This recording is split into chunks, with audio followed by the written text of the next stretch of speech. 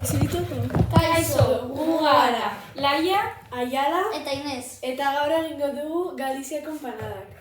hori egiteko gurina, levadura, Ura, bol bat eta levadura hau baina ditzen du. eta orain hasiko gara. Orain botatzen dugu ura Levadura, urarekin. Eta gatza. gero tipula moztu behar dugu. Ere, hau prestatu behar dugu.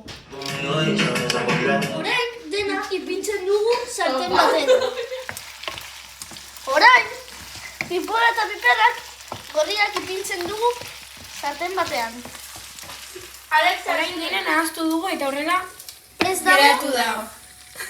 Orain masa horrela jarri dugu eta sardezkarekin hau egiten ari gara. Orain barrukoa hor jartzen ari gara. Orain horrela egiten dugu bordarekin. Ja. Orain Arrautza gainetik botatzen dugu. Laia, Eta horrela geratu da.